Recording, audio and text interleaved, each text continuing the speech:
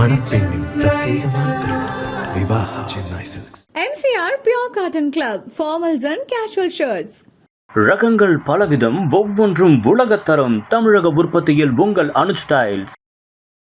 கன்னியாகுமரியோட காங்கிரஸ் பாராளுமன்ற உறுப்பினரான திரு விஜய் வசந்த் அவர்கள் அவரோட எக்ஸ்பிரஸ்ல பக்கத்துல ஒரு பதிவு போட்டிருக்காரு. உயர்ந்து வரக்கூடிய எல்பிஜி விலைகளால தொழிலாளர்கள் தவிக்கிறதுனால நம்மளோட நாடானது ஒரு அமைதியான எதிர் இடப்பெயர்வை சந்திச்சுட்டு வரதா சொல்லியிருக்காரு. ஆனாலும் பாஜக அரசு எல்லாம் கட்டுப்பாட்டுல இருக்கிறதா தொடர்ந்து காட்டிக்கிட்டு இருக்காங்க. இந்த கள யதார்த்தங்களை புறக்கணிக்கிறதும் துயரத்தை ஒப்புக்கொள்ள மறுக்கிறதும் பிரச்சனையை தீர்க்காது அப்படிங்கிற மாதிரியும், அது கொள்கை ரீதியான கூற்றுகளுக்கும் மக்களோட வாழ்வியல் அனுபவங்களுக்கும் இடையிலான தொடர்பின்மையை மேலும் ஆழப்படுத்துது அப்படிங்கிற மாதிரி தன்னோட வேதனை பதிவை தெரிவிச்சிருக்காரு. இந்த இதுவே ரெகக்னைஸ் பண்ணியிருக்காங்கன்னா அது நேரில் பெரிய விஷயம் தான் சொல்லுவேன். இப்போ தந்தையோட மறைவுக்கு பிறகு அந்த டைம் பேசினாங்க. ஸோ அந்த குடும்பத்துக்கு தான் நாங்கள் சில விஷயங்கள் பண்ண வேண்டியது இருக்குங்கிற மாதிரி காங்கிரஸ் சில தலைவர்கள் பேசினாங்க.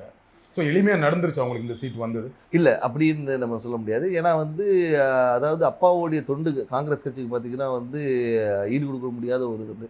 கட்சிக்கு மட்டும் இல்லை, மக்களுக்கும் சரி, சமுதாயத்துக்கும் சரி, அதே மாதிரி வியாபாரிகளுக்கும் சரி. ஸோ அவங்களோட ஜேர்னி ஒரு பெரிய ஜேர்னி. அவங்களுடைய கனவு ஃபுல்ஃபில் ஆனது 2019 ஒரு எம்பி ஆகி அவங்களுடைய அந்த டேர்மை முடிக்க முடியாமல் அவங்க கொரோனாவால் பாதிக்கப்பட்டு இறந்துட்டாங்க. இதில் என்னென்னா அந்த டைமில் தான் எனக்கு அப்பாவோட கனவுகளை நிஜமாக்கணும். ஏன்னா அது வரைக்கும் இருக்கும்போது நம்ம ஒரு ஃப்ரண்ட் ரன்னராக இல்லவே இல்லை. நான் அரசியல்னாலும் அப்பா கூட நான் ஈடுபாட்டில் இருந்தேன். நான் ஃபஸ்ட்டு அப்பா மேயர் எலெக்ஷன்லேருந்து கேம்பெயின்ஸுக்கு போயிருக்கேன். அப்போ காலேஜ் ஸ்டூடெண்ட் நான். ஸோ அந்த மாதிரி நம்ம பிஹைண்ட் இதில் அப்பா இப்படி பண்ணலாம்ப்பா அப்படி பண்ணலாம்ப்பான்னு கன்னியாகுமரி வரும்போது நாங்கள் ரொம்ப இன்வால்வாக இருந்தோம். ஃபார் எக்ஸாம்பிள் பார்த்தீங்கன்னா நோவல் டாட்டா அவர்களை பார்த்து டிசிஎஸை கொண்டு வரணும்னு கேட்டோம். அதே மாதிரி ஒரு ஜப்பான் நிறுவனத்தோட கடல் சீற்றத்தை எப்படி பண்ணலாம்னு பேசணும். அப்பா முயற்சி எடுத்து ஏர்போர்ட்டே வர ஃபீஸிபிலிட்டி இல்லைன்னு சொல்லும்போது ஒரு எக்ஸ்பர்ட்ஸை கூப்பிட்டு அவங்கள டெல்லி கூப்பிட்டு போய் வாங்கி இட்ஸ் ஃபீஸிபிள்னு சொல்லி ஃபஸ்ட் ஃபேஸ் பண்ணி செகண்ட் ஃபேஸும் ஓகே. ஸோ இந்த மாதிரி ஒரு விஷனோட போயிட்டு இருக்கும்போது திடீர்னு மறைந்த உடனே ஐயோ அது பண்ண வேண்டிய கடமை நம்மளுடைய கடமைன்னு நான் சொல்லுவேன். ஒரு தந்தையை விட்டு போன பணிகளை மகனாக செய்ய வேண்டியது.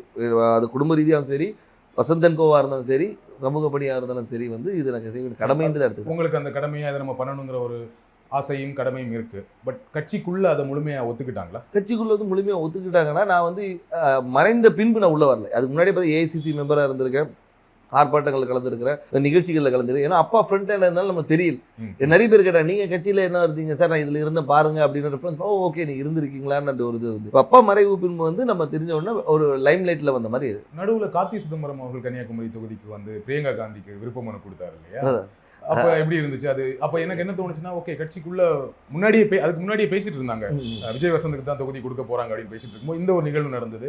கட்சிக்குள்ள அப்போ ஒரு சப்போர்ட் இல்லாம இருக்கும். அப்படி இல்லை, அதாவது அதுக்கு தான் பேர் விருப்ப மனுன்னே வச்சிருக்காங்க. அவங்க விருப்பப்படுறவங்கள இது பண்றதுதான் விருப்ப மனு வச்சிருக்காங்க.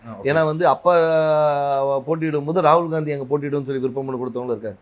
ஸோ அதனால அந்த விருப்பத்தை ஒரு அகில இந்திய தலைவர் நம்ம தொகுதியில கன்னியாகுமரி காங்கிரஸோட கோட்டையாக இருந்த ஒரு காமராஜர், குமரி அனந்தன் இவங்கெல்லாம் வெற்றி பெற்ற ஒரு டென்னிஸ் எல்லாருமே வெற்றி பெற்று ஒரு காங்கிரஸோட இதாக இருந்தனால அந்த ஒரு பலம் இருக்கிறதுனால பண்ணா நல்லா இருக்கும்ன்ற ஒரு இது. இப்போ சீட் கொடுத்தாச்சு, எந்த அளவுக்கு நம்பிக்கையா இருக்கீங்க? ரொம்ப நம்பிக்கையா இருக்கு. மக்கள் என்ன ரெஸ்பான்ஸ் சொல்றாங்க? மக்கள் ரெஸ்பான்ஸ் ரொம்ப நல்லா இருக்கு, ரொம்ப நல்லா இருக்கு. அதே மாதிரி என்னன்னா ஆதரவும், அதாவது முதற்கண் கட்சியோடைய ஸ்ட்ரென்த்தும் எங்களுடைய கூட்டணியோடைய பலமும், அதுபோல் அப்பா விட்டு சென்ற பணிகளும், அதுபோல் ராகுல் காந்தி அவர்களுடைய வருகை அந்த கரெக்டாக அந்த மார்ச் 1 வந்தது ஒரு பெரிய எழுச்சியை கொடுத்தது. எங்கள் தொண்டர்கள் மத்தியிலும் சரி, பொதுமக்கள் மத்தியிலும் ஓகே நம்ம ஊர் வந்திருக்காங்க, அவர் பண்ண அதாவது ஒரு தலைவராக வராமல் ஒரு தொண்டனாகவும் சராசரி மனிதனாக வந்தார். இப்போ நீங்கள் எல்லா தலைவரும் வராங்க, மீட்டிங் போடுறாங்க. அப்படி இல்லாமல் ரோட்டில் ஒரு டீ கடையில் நின்று ஒரு பையனை கூப்பிட்டு பேசி அவங்ககிட்ட ரன்னிங் இன்ட்ரெஸ்ட் இல்லைன்னா ஷூஸ் இருக்கா, இல்லைன்னா ஷூஸ் வாங்கி கொடுத்து அனுப்புகிறேன்.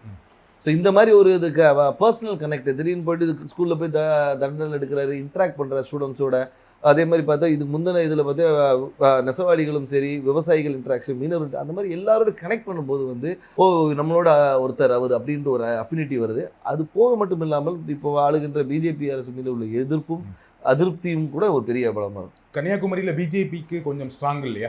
பொன்னார் அவர்கள் ரொம்ப ஸ்ட்ராங்கான கேண்டிடேட் தான் இல்லையா? அதை மறக்க முடியாது. கண்டிப்பாக அதை நம்ம மறுக்க முடியாது. நம்ம அதாவது பிஜேபி தரப்பில் திரு பொன் ராதாகிருஷ்ணன் அவர்கள் ஒரு 2 முறை எம்பியாக இருந்தவர் தான், ஒரு பெரிய வேட்பாளர். ஆனாலும் எங்களுடைய கூட்டணி, அதாவது எங்கள் திமுக சார்ந்த கூட்டணி வந்து மிக பலமான கூட்டணி சொல்லலாம். அது வந்து திமுக மட்டும் இல்லாமல் எங்களை சார்ந்து இருந்த மதிமுக, அதுக்கு ஒரு விடுதலை சிறுத்தைகள், அதுக்கு ஒரு முஸ்லீம் லீக், அதுக்கப்புறம் மனிதநேய மக்கள் கட்சி, இது எல்லாமே பார்த்திங்கன்னா வந்து எங்களுடைய ஒவ்வொரு பேஸையும் கவர் பண்ணுது. அதாவது ஒரு முஸ்லீம்ஸ் கவர் பண்ணுது, திமுகவோட ஸ்ட்ராங் ஹோல்டு, மதிமுகவோட ஸ்ட்ராங் ஹோல்டு, அந்த மாதிரி வந்து எல்லா பாக்கெட்டும் கவர் பண்ணி எங்களோட ஸ்ட்ரென்த்தை வந்து நான் இன்னும் மொபிலைஸ் பண்ணி வச்சுருக்கோம். ஸோ இப்போ பார்த்தீங்கன்னா வந்து இது வந்து எங்களுடைய ஷுவர் ஷாட் விக்ட்ரின்னு சொல்லணும். ஸோ உங்கள் கூட்டணியோட ரொம்ப ஸ்ட்ராங்காக இருக்குது, அந்த கூட்டணியை ஒரு பெரிய வெற்றி தேடித்தரும்னு சொல்கிறீங்க. கண்டிப்பாக திரு வசந்தகுமார் அவர்களுக்கு கன்னியாகுமரி தொகுதி மக்கள் வாக்களித்தாங்க. ஏன் விஜய் வசந்த் அவர்களுக்கு வாக்களிக்கணும்? ஏன் உங்களுக்கு வாக்களிக்கணும்? அதான் வசந்தகுமார் அவர்களுக்கு வாக்களித்தனால விஜய் வசந்துக்கு வாக்களிக்கணும்னு நான் சொல்ல வரல. ஆனால் ஒரு காங்கிரஸ் வேட்பாளராகவும் அதே மட்டுமல்ல வசந்தகுமார் அவர்கள் வந்து இந்த மக்களுக்கும் கன்னியாகுமரி மக்களுக்கும் பல துண்டுகளை செஞ்சுருக்காங்க. அது விட்டு போன பணிகளை வந்து அவர் மகன் செய்வார் என்ற ஒரு நம்பிக்கை அவங்களுக்கு இருக்குது. அது மட்டும் இல்லாமல் வந்து நான் வந்து ஒரு வாரிசாக வந்து நேராக போயிட்டு வந்து நான் நேராக டெல்லியில் இங்கேயும் போய் வரல.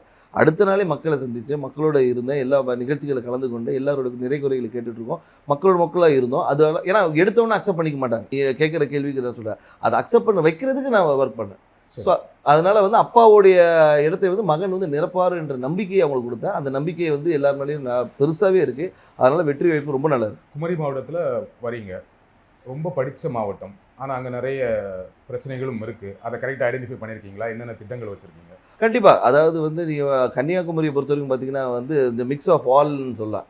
அதாவது கடல் இருக்குது, மலை இருக்குது, எல்லாமே இருக்குது. அதனால் வந்து மக்களுடைய தேவைகளும் அவங்களுடைய இதுவும் நிறைய வேறுபாடுகள் இருக்குது. ஒரு பாக்கெட்டையும் நாங்கள் அனலைஸ் பண்ணி வச்சுருக்கோம். அதாவது இந்த மக்களுக்கு இது தேவை, இவங்களுக்கு இது தேவையில்லைன்ற அளவுக்கு அனலைஸ் பண்ணி வச்சுருக்கோம். மக்களுக்கு விரோதமான எந்த ஒரு சட்டத்தையும் கொண்டு வரக்கூடாது என்ற ஒரு முடிவும், மக்களுக்கு எப்போவுமே நன்மை கொடுக்கணுன்ற ஒரு சட்டத்தை கொண்டு வரணும்.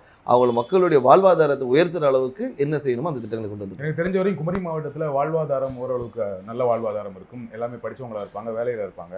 ஆனால் என்னென்னா அங்கே என்ன வேலை கிடைக்குன்னா, ஒன்று படித்து முடித்தா டீச்சர், பெண்களாக இருந்தால் நர்ஸு, அப்படி இல்லைன்னா இப்போ ஒரு சமீப 10 வருடங்களாக சாஃப்ட்வேர் இன்ஜினியர் நிறைய பேர் வந்து சென்னையில் வேலை பார்க்குறாங்க, ஃபாரின் போவாங்க, கப்பல் போவாங்க, இந்த மாதிரி வேலை செய்வாங்களே தவிர மாவட்டத்துக்குள்ள வேற என்ன வேலை வாய்ப்புனா எதுவுமே பெருசாக கிடையாது. ஃபேக்ட்ரிஸ் கிடையாது, சாஃப்ட்வேர் கம்பெனிஸ் கிடையாது. அப்போ அதற்கான திட்டங்கள் என்ன?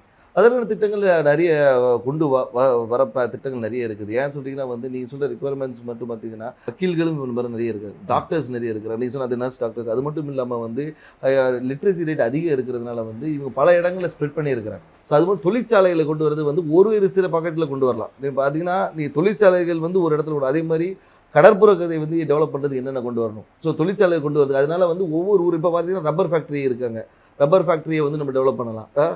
ஸோ வந்து அது மாதிரி தொழிற்சாலை நிறைய இருக்குது. அதே மாதிரி வேலைவாய்ப்பு திட்டங்களும் நிறைய கொண்டு வரலாம். நம்ம என்னென்னா நம்ம மக்கள் என்னென்னா இங்கே இருக்கிற மக்கள் எல்லாமே பாதி பேர் வெளியே தான் இருக்கிறாங்க. இப்போ இந்த கொரோனால தான் நமக்கு தெரிஞ்சு பாதி பேர் ஊரில் இருக்கும். இவ்வளோ பேர் வந்து நம்ம ஊரை சார்ந்தவங்க இந்த தமிழ்நாடு முழுக்க இருக்காங்க தெரிய வந்தது.